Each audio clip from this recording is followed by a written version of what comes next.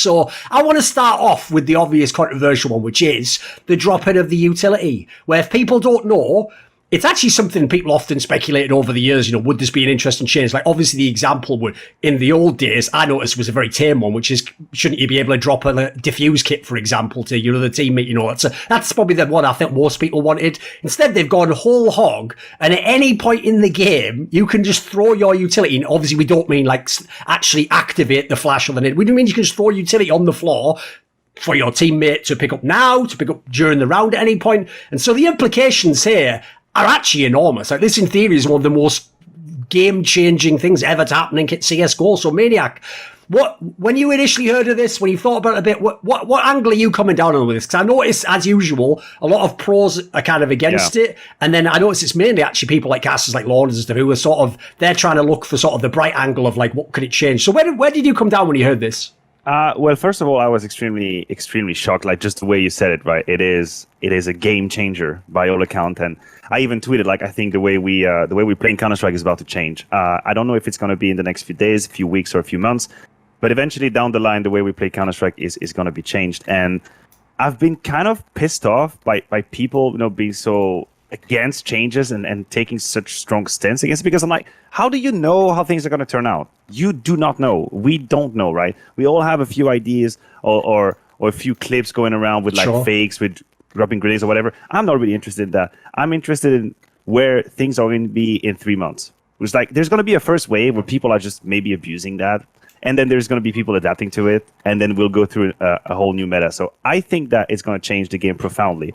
I think it's not as easy as just saying, "Hey, I'm gonna drop you 10 grenades and then you do a fake." I think this is rubbish. This is not how it's gonna work. But it's gonna profoundly change the game. And personally, I'm glad it's here. I'm really glad it's here. It's a deep change. It's gonna force people to rethink the game. It's refreshing. It's also gonna force teams to make a choice, right? We can talk about the timing of the change, and this is where debate, I think, is obviously welcome. But besides that point, it is also going to be a decision for teams whether or not they try to implement it in their playstyle, or if they stick around with what they know. Because I guarantee you some teams are going to fuck up with that. I guarantee you some teams are going to try to implement in their game plan. It's not going to go as planned, and they're going to get absolutely wrecked. So teams are going to have to make a choice on the short term whether or not they implement it, and that is going to be great to observe. So I'm very curious. I try to be open-minded when there's a big change like that, and I try to let it organically blossom and kind of see where it's going, rather than pretend I know exactly what's going to happen freaking 18 hours before the announcement or after the announcement. Right, here's the thing, Yubi. As he said, the obvious side consideration is like, how does it affect the major and the tournaments? But let's put that to one side. Let's just make it the abstract of like, what does it change about Counter-Strike? What's your vibe on this change overall? I actually think it's really cool, because if we compare it to even like the Molotovs being added to Counter-Strike, that's something that hasn't been iterated in previous versions, and it was actually fairly divisive at the time. But then it took years before people actually used grenades properly in the first place, and now we've reached this sort of peaking point where grenades grenade executes are a firm part of Tier 1 CS, and so much so that if there's a missed grenade, that's actually like a bigger deal than them hitting the perfect execute almost. So I almost think that we're going to get to this breaking point where, you can throw this dead flash at somebody, and maybe that can have some impact in like 1v1s, and that's quite interesting.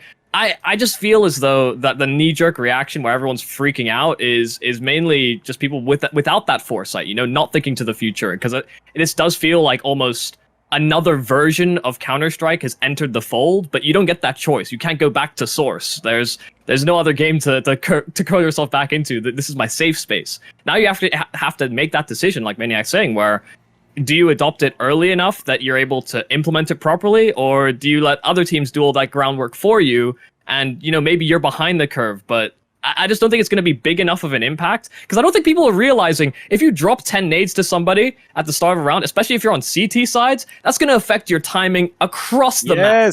Like, thank you. You actually have to go over to that site, throw all those nades down, and then run back the other way. And it's the same on the T side. It is the same as well, right? You make a decision. You have to make that. This you don't have the other side. So people just, I think in their mind, people think we're going to have like 200 grenades, and this guy's going to have 20, and there's going to be 50. And they're all going to teleport into his inventory. No, that's the thing, right? It's much more complicated to actually put in effect that it might sound like. When you hear about it, you have automatically this idea like, oh, this guy on the B side is going to have 5 smoke and 5 Molotov on the CT side. That is going to be so stupid. Dude, if you do that, that means your 4 other teammates don't have that to play with. Is that really a game plan? It's much more complicated than that. If we really want to go into the intricacies and make it work, it's going to require people to think about it, right? It's going to be a plus minus. So thank you, Yumi, finally, because we have to go a step further than just, oh no, 10 flashes flying from one person. Ooh, like, please. I've got a couple of angles on this. One is that actually, as you referenced there, Yumi, the Molotov is one that I'll absolutely say that was something I was super against early on. By the way, almost everyone in pro play was, because if you came from either source or 1.6, you were just like, why is this in the game though? Like, what is the point of this? I remember classically as well, kind of like Maniac says, because you can't always know the application, like, sometimes it just doesn't end up playing out in the way you cynically will think. Like the obvious thing I remember with the Molotov is I just thought to myself when that was announced, right, well, what happens then if like the 2 people who play Catwalk as CT, which actually in CSGO you don't even fucking play that position, but in 1.6 that's the way you played Catwalk on Dust 2. You have 2 people play the corner basically. What if they basically just always Molotov, both of them, the lower B tunnels, and you can never do a lower B rush, you can never do like a split at that point. But obviously the point then becomes like, first of all, they priced it out, so you wouldn't do that each time. Secondly, the Molotov doesn't actually last that long. It's not like it lasts fucking 30 seconds or something, you know. So like actually a lot of that never really came to bear. And I will say, if people didn't follow the early days of CSGO, even though the Molotovs were in the game, I'm going to say it wasn't until something like, I would say like maybe late part like 2014 that people even started using it in pro play. Like it was actually very rarely bought. People would just buy the smokes, the flashes and the grenade. Like because remember, it also takes up a slot. So, and the CT one's more expensive. By the way, I still think that's stupid as fuck, but whatever, that's by the by. Don't think Valve's listening on that one. Now, what I will say is this though. I certainly agree it's not as simple as saying like, right, now every single T round, you know, I can solo fake the site and then you all just hit the guy who's rotating, right? It's not as simple as that, but I will say that is an area I am actually very skeptical because I do hate the idea that basically here's what I hate, basically. I hate any change that takes away something that is a skill in the game. So my problem is this. If you have a genius in-game leader or some like amazing site anchor, and he is a guy who can really do, like I'll give you the great example, like Poirot style. He can sort of deduce based on the limited information he has, like, oh, there's a couple of smokes and they were from these areas and my teammates got flashed it. So like he can basically like, you know, activate the little grey cells and he can figure out what they're probably doing if they're going to hit an interesting time in, if that was a fake actually. Like the really genius IGLs, they can basically tell you shit almost as though they had the wall hack on. Like they actually, I mean, the joke in the modern days, the coaches got the wall hack on a bit. Whatever, yeah, we'll put that to one side. Yeah, we'll put that to one side. Back in the old days when we all thought they were doing it legit.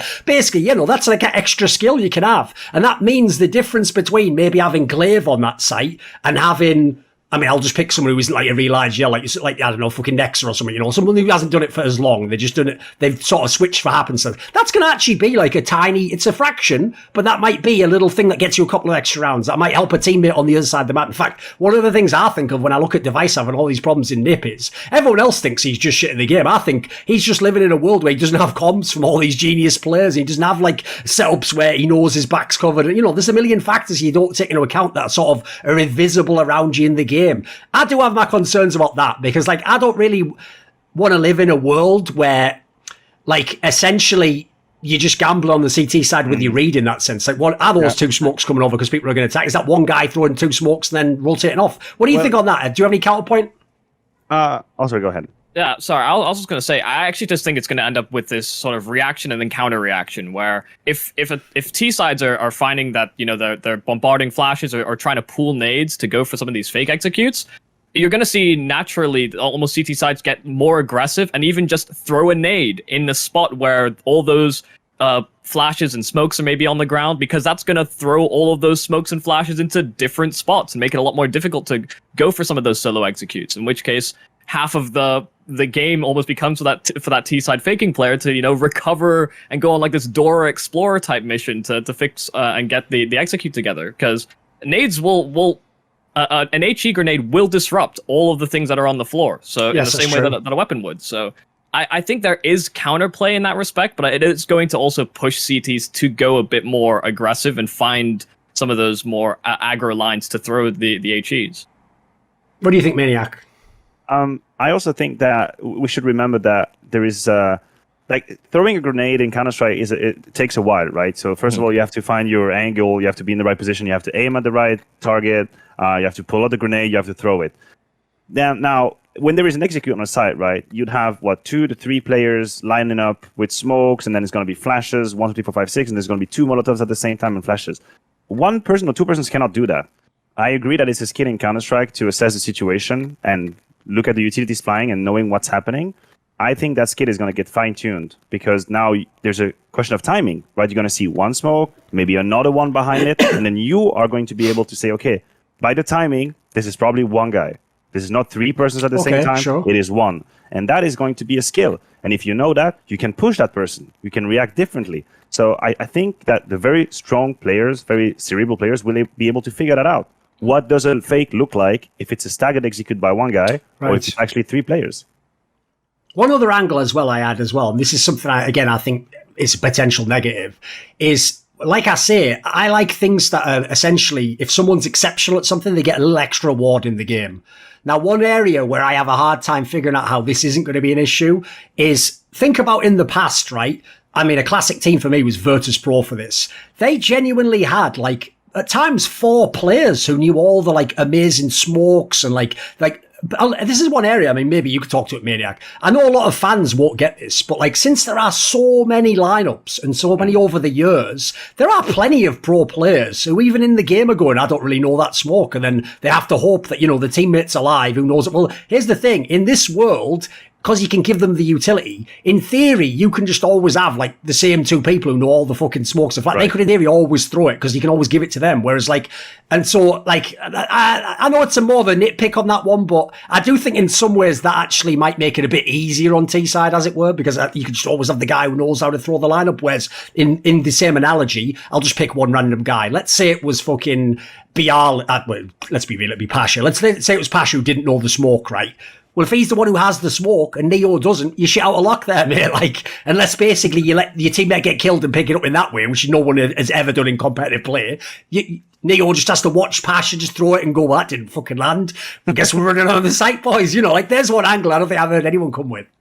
No, it's actually correct. There are a couple of circumstances where the skill set can be shared across players instead of just punishing a team because 1 player doesn't know the smoke. Then if you're in a 3 versus 3 and then you have 2 smokes available, you can just drop it to someone that knows. So in that regard, it is true. There will be circumstances where a player can take over responsibility and maybe some people will stop, but I should not even comment on it because I was terrible with Jdubs when I was playing. I had no freaking clue. I was really horrible. I knew the basics ones. I knew what I was supposed to know. That is it.